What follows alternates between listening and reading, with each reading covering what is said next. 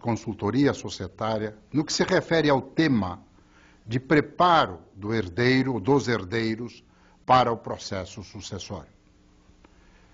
Em nossa experiência, de fato, este é um grande desafio.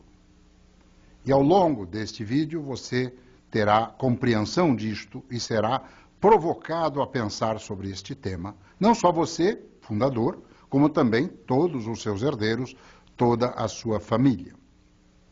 Comecemos por um aspecto que, do ponto de vista da realidade empresarial brasileira, principalmente das empresas familiares, é muito sério.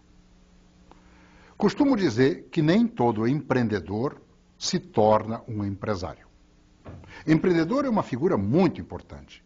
Empreendedor é uma figura que realizou algo e, na maioria das vezes, começou do nada, como se diz, com uma mão na frente e outra atrás, e através de sua capacidade de criar, de ver oportunidades onde todos veem problemas, ele empreendeu, ele criou. Mas qual é o desafio? É no momento em que a criatura que ele criou se torna maior do que ele. E a maioria dos empreendedores não percebem isto. E, de certa maneira, seguram a criatura. Detêm o processo de crescimento e continuidade da criatura e não se tornam empresários. Porque a diferença entre o empreendedor e o empresário é que o empreendedor cria, e tem méritos por isto, e o empresário percebe que a sua criatura tem que dar passos e continuar, independente da sua presença, independente das dimensões do seu pensamento ou das suas capacidades. Fazendo uma comparação de maneira simples para reflexão na estrutura familiar. É um pouco como educamos os filhos. Você tem duas alternativas quando educa seus filhos. Ou educa filhos para o mundo, o que significa que você tem que soltá-los. Eles vão se encarar com a violência, com as drogas, com a criminalidade, mas terão que aprender a se defender. Você não vai estar sempre por perto para protegê-los. Ou você diz, não, eu quero filhos por perto, dá celular para eles e os controla, ou pelo menos se ilude que os está controlando. A relação entre o empreendedor e o empresário é mais ou menos esta. O empreendedor é aquele que, de certa maneira, quer circunscrever o processo de crescimento e o conhecimento e domínio da sua empresa, a sua capacidade, as suas limitações. O empresário é aquele que entende que a criatura é maravilhosa, se tornou maior que ele e ele tem que soltar. E aí vem o grande desafio, a questão da continuidade. Não é só uma questão de sucessão. Porque muitas vezes um erro comum que se comete é imaginar ou refletir, e este é muito comum, é imaginar o processo de sucessão apenas na gestão. Apenas um sucessor para representar aquela figura, ou suceder aquela figura na empresa. Não.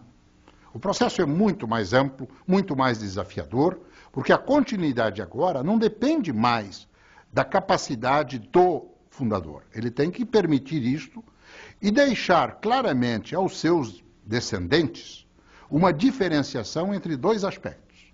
Uma é a herança. Herança é aquilo que você deixa do ponto de vista material. Herança são os aspectos patrimoniais. Mas existe um outro lado que precisa ser muito trabalhado e nem sempre é olhado com consideração. É a questão do legado. Porque junto com o patrimônio vem um legado, vem uma história. Vem lutas, vem desafios. E muitas vezes os herdeiros desconhecem essa história. Desconhecem como é que aquele patrimônio foi criado. Aquele velho ditado, pai rico, filho nobre, neto pobre, tem muito de realidade. Por quê? Porque quando chega a terceira geração, quando chegam os netos, um pouco da ideia que eles têm é que na época do vovô era fácil. Ganhava-se dinheiro no Brasil com muita facilidade, o que não é verdade. Por desconhecimento da história. Então, uma recomendação importante, não trabalhe apenas a questão da herança, trabalhe também o legado.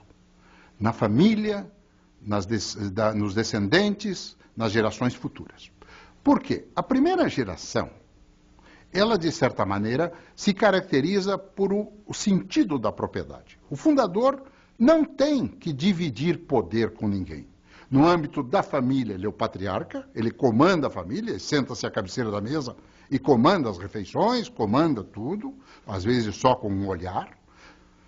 Do ponto de vista do patrimônio, ele é a figura do dono.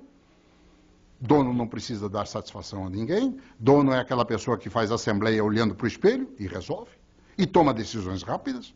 E do ponto de vista da empresa também. Existe a figura do presidente, do executivo principal, que se confunde. Então, na primeira geração, não existe essa dificuldade, porque ele incorpora os três papéis. Onde é que os desafios se iniciam? A partir da segunda geração. Por várias razões. Em primeiro lugar, a segunda geração, de certa